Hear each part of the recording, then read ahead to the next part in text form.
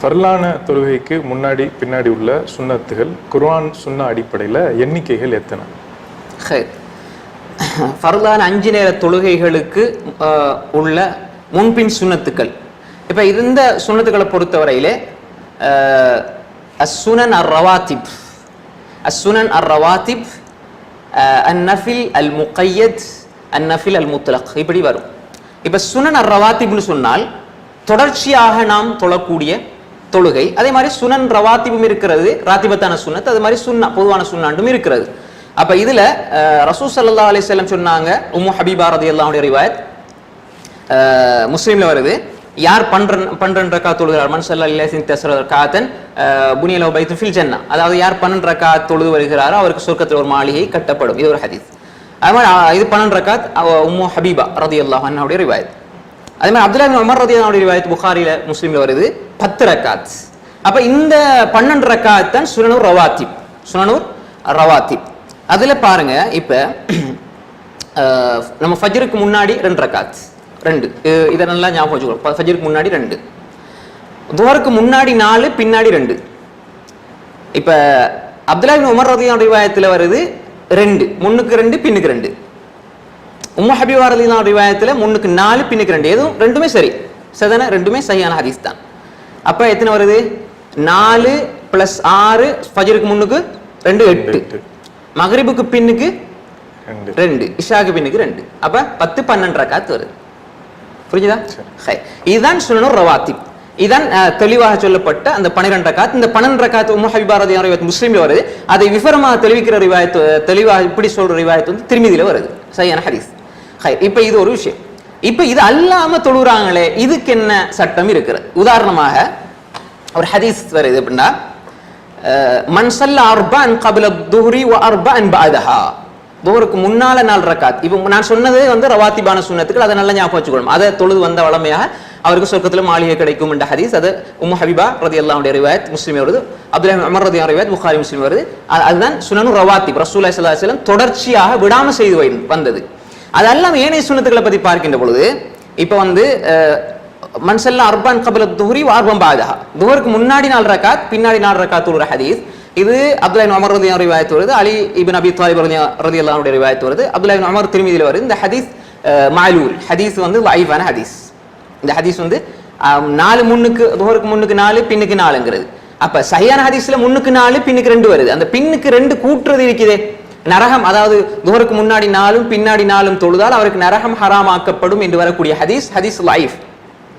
அப்ப எனவே இந்த ஹதீஸ் வந்து ஆதாரமற்றது, ஹதீஸ்ல இல்லத்து இருக்கிறது. அது மாதிரி வந்து இந்த ஹதீஸ்ல சனதுல பிரச்சனை இருக்கிறது. அது மாதிரி ஹதீஸ் மாலூல், இது ஒரு விஷயம்.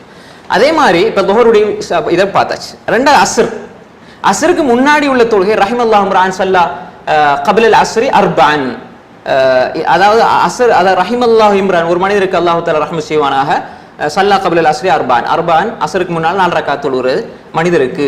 அப்ப 4 ரக்காத் அஸ்ருக்கு முன்னாடி சுன்னத்து. அப்ப இந்த ஹதீஸ் வந்து லைஃபான ஹதீஸ், நம்முடைய நிலைப்பாடு லைஃபான ஹதீஸ். அஸ்ருக்கு முன்னாடியோ பின்னாடியோ சுன்னத்து கிடையாது, இது லைஃபான ஹதீஸ். ஆனா ஒரு சில அறிஞர்கள் இதை சஹீஹ்னு சொல்றாங்க. அந்த கருத்தை எடுக்கக்கூடியவர்கள் எடுத்துக்கொள்ளலாம். அப்ப 2 தொழுதா 4 ரக்காத் தொழுது கொள்ளலாம், 2 4 ரக்காத் தொழுது கொள்ளலாம். அது அப்படி நான் சொல்றது நல்லா புரிஞ்சு கொள்ளணும். அதாவது என்னுடைய நிலைப்பாடு என்றால் அது அப்படி ஒன்று கிடையாது. ஹதீஸ் லைஃபான ஹதீஸ், ஆதாரம் எடுக்க முடியாது.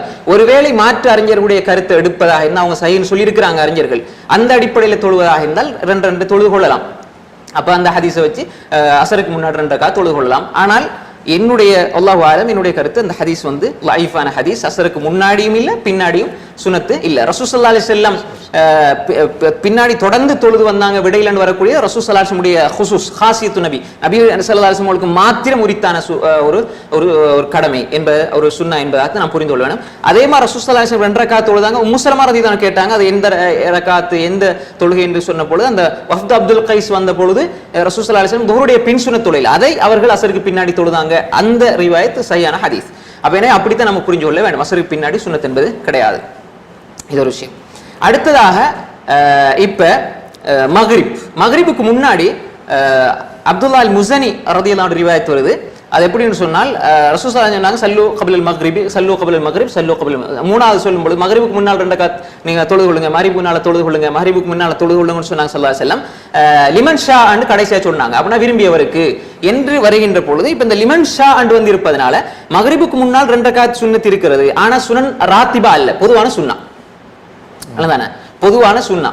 அதாவது 2 ரக்காத் வந்து சுனன் ரசூல் ஸல்லல்லாஹு அலைஹி வஸல்லம் தொடர்ச்சியா தொழுது வந்து அல்ல, சுன்னா ராத்திபா அல்ல, இது சுன்னா. அதுதானே சுனன் அதாவது சுனன் ரவாத்திப் அல்ல, இது நம்ம சுன்னாவாக 2 ரக்காத் தொழுது கொள்ளலாமா என்றால் தொழுது கொள்ளலாம், அனுமதிக்கப்பட்டது. அதை பின் பாஸ் ரஹ்மத்துல்லாஹி அலைஹி அவங்களும் சொல்றாங்க. இது வந்து ஹதீஸ்லயே நம்ம பார்க்கிறோம், ரசூல் ஸல்லல்லாஹு அலைஹி வஸல்லம் விரும்பியவர் தொழுது கொள்ளலாம் என்று. மக்ரிபுக்கு முன்னாடி பின்னாடி அது நம்ம ஹதீஸ்ல பார்த்தோம், பின்னாடி 2 ரக்காத்.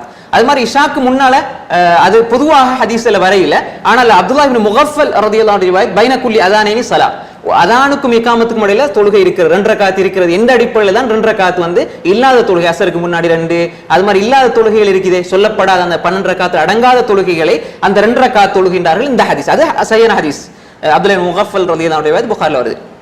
அப்ப அந்த அடிப்படையில் இஷாக்கு முன்னுக்கு 2 ரக்காத் தொழுது கொள்ளலாம். ஆனா சுனன் ரவாத்திப் அல்ல. பின்னாடி வந்து 2 ரக்காத் 4 ரக்காத் என்று வரக்கூடிய ஹதீஸ் ரசூல் ஸல்லல்லாஹு அலைஹி வஸல்லம் தொட்டு 4 ரக்காத் என்று வரவில்லை, ஒரு ஹதீஸும் இல்ல. வரக்கூடிய அப்துல்லாஹ் இப்னு மஸ்ஊத் அது மாதிரி ஒரு சில சஹாபாக்களை தொட்டு வரக்கூடிய எல்லாமே மௌகூஃப் ஹதீஸ், எல்லாமே மௌகூஃபானது.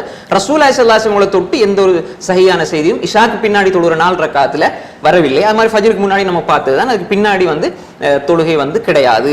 விளங்குதானே? ஃபஜ்ருடைய முன் சுன்னத்து விடுபட்டால் பின்னாடி தொழுது கொள்ளலாம், ஆனால் பின்னுக்கு என்று சுன்னத்து கிடையாது. எனவே இதுதான் வந்து இதனுடைய சுருக்கமான குர்ஆன் சுன்னா அடிப்படையிலே சொல்லப்பட்ட ஆதாரபூர்வமான ஆதாரமற்ற செய்திகளின் அடிப்படையில் நம்ம பார்க்க வேண்டிய விஷயம்.